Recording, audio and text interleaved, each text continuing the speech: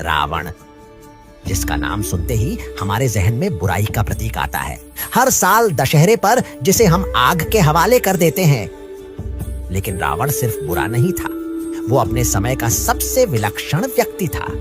रावण त्रिकालदर्शी था, तीनों लोकों का ज्ञान रखने वाला। वो एक अद्वितीय विद्वान था जिसने वेद और उपनिषदों की गहराई को समझा। उसने शिव तांडव स्तोत्र जैसी रचना की जो आज भी हमारे मंदिरों में गूंजती है। वो एक अपराजेय योद्धा था जिसने स्वर्ग और पाताल तक को चुनौती दी। देवताओं तक ने उसकी वीरता को स्वीकार किया और राजा के रूप में उसकी लंका सोने की थी। एक ऐसा साम्राज्य जहां समृद्धि थी, वैभव था और लोग सुखी थे। सोचो जरा, आज अगर कोई ऐसा शासक होता जिसके पास अपार ज्ञान हो, असीम शक्ति हो और जनता सुखी हो, तो हम उसे मसीहा कहते, हम उसे भगवान तक मान लेते।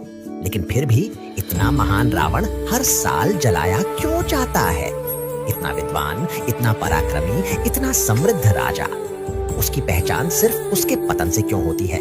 दीप फूजी मानता है क्योंकि उसके पास सब कुछ था सिवाय संयम के। उसके पास ज्ञान था लेकिन विनम्रता नहीं।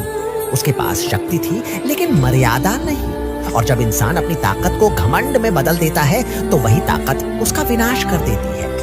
रावण का पतन भी उसके अहंकार से शुरू हुआ। उसने सोचा, मैं सबका मालिक हूं। उसने सोचा, मेरे सामने कोई टिक नहीं सकता। और इसी सोच ने उसे वो गलती करवाई जिसने उसकी सारी महानता पर मिट्टी डाल दी। अब सवाल ये है, क्या दशहरा सिर्फ रावण को जलाने का उत्सव है, या फिर ये वो दिन है जो हमें ये याद दिलाता है कि इंसान को उसकी हजार उपलब्धियों से नहीं बल्कि उसकी एक गलती से याद रखा जाता है।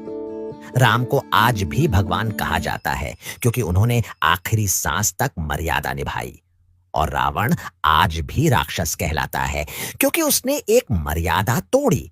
डीप फूजी मानता है, दशहरा हमें ये नहीं सिखाता कि सिर्फ अपने भीतर की बुराई जलाओ, बल्कि ये याद दिलाता है कि जिंदगी भर की कमाई पर एक गलत फैसला भारी पड़ सकता है। आप सभी को विजयदशमी की हार्दिक शुभकामनाएं।